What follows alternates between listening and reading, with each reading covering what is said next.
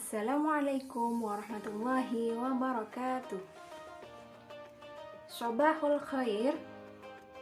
Kaifa halukum? Alhamdulillah. Anak-anak, hari ini kita akan melanjutkan pelajaran bahasa Arab tentang al-mubtada wal khobar. Ada yang tahu apa itu mubtada dan khobar? Yang pertama, kita pelajari dulu apa sih pengertian mubtada dan khobar. Kalau dalam bahasa Indonesia, kita tahu ada yang namanya subjek dan predikat. Sebuah kalimat bisa dipahami jika terdiri dari subjek dan predikat. Kalau hanya subjek saja, pasti tidak bisa dipahami. Misalnya saya. Saya kenapa? Nah, kalau ada predikatnya, misalnya saya duduk. Oh iya, bisa dipahami kalau saya sedang duduk. Sama dengan dalam bahasa Arab, harus ada subjek dan predikat. Itulah nantinya kita pelajari tentang mubtada dan khobar. Mubtada itu kalau dalam bahasa Indonesia kita tempatkan sebagai subjek. Sedangkan khobar itu ditempatkan sebagai predikat. Jadi mubtada itu biasanya terletak di awal kalimat. Kemudian khobar terletak di setelah mubtada. Di sini Bu Mira punya contoh. Al-kitabu jadidun. Artinya adalah kitab itu baru atau buku itu baru. Maka yang jadi mubtada adalah al-kitabu. Kemudian khobarnya adalah jadidun. Maka sudah dapat diketahui kalau buku itu baru. Jika al-kitabu saja, maka tidak bisa kita pahami. Buku itu kenapa? Belum bisa dikatakan sebagai kalimat yang berfaedah atau bisa dipahami.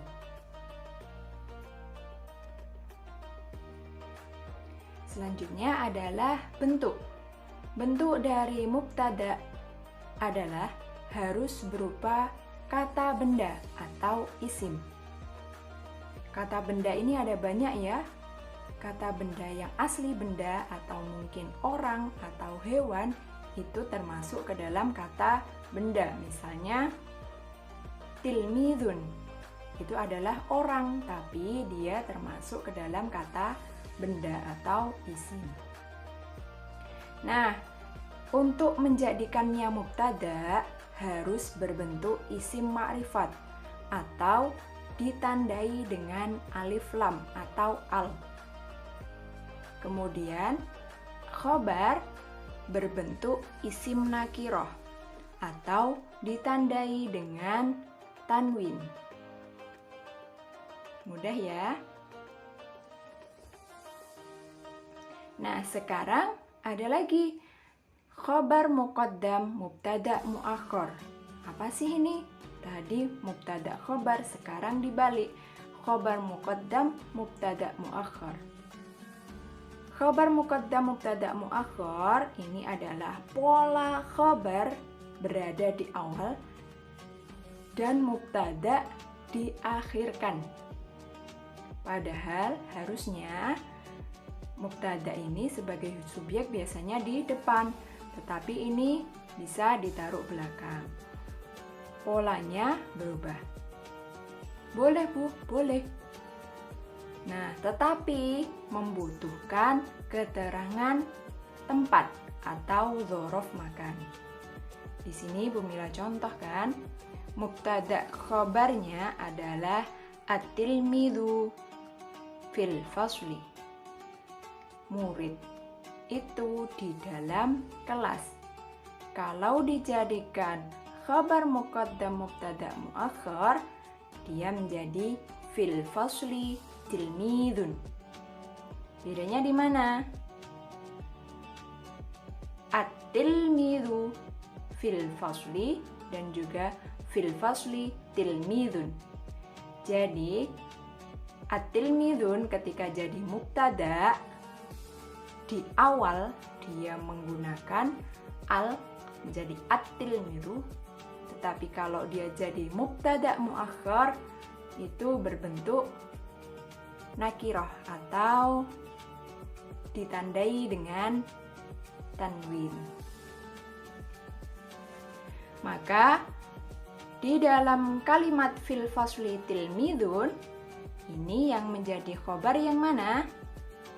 Yang awal at-tilmidhu fil fasli, mubtada'nya adalah at-tilmidhu, kemudian khobarnya adalah fil fasli. Sedangkan untuk bentuk selanjutnya, khobar muqaddam mubtada' muakhar fil fasli tilmidun, khobarnya adalah tetap fil fasli. Dan mubtada'nya adalah tilmidun.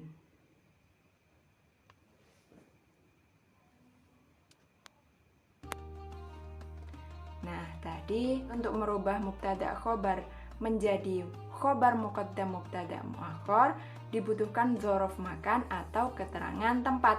Di sini Bu Mila ringkaskan ada beberapa dzaraf makan atau keterangan tempat.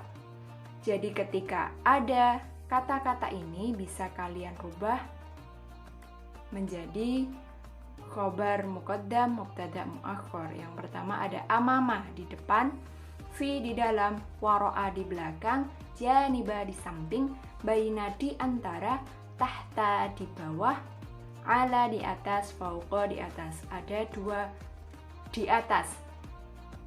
Bahasa Arabnya di atas ini ada dua, ada ala, ada fauqa. Kalau ala itu bendanya nempel. Misalnya alkitabu alal maktabi, buku di atas bangku. Kalau fauqa ini di atas yang berjarak, misalnya al-misbahu fauqal maktabi. Al-misbahu fauqal maktabi artinya lampu di atas meja. Jadi lampu dan meja itu ada jaraknya, itu menggunakan fauqa. Kalau ala itu bendanya nempel. Itu saja materi dari Bu Mila hari ini.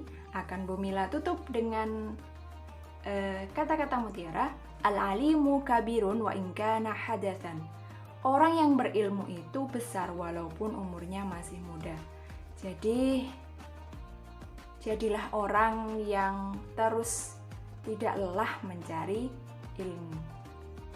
Walaupun kalian masih muda, harus tetap semangat mencari ilmu. Syukran ala ihtimamikum, terima kasih atas perhatian kalian. Walafu minkum, mohon maaf bila ada salah-salah kata. Ilal liqa, sampai jumpa. Wassalamualaikum warahmatullahi wabarakatuh.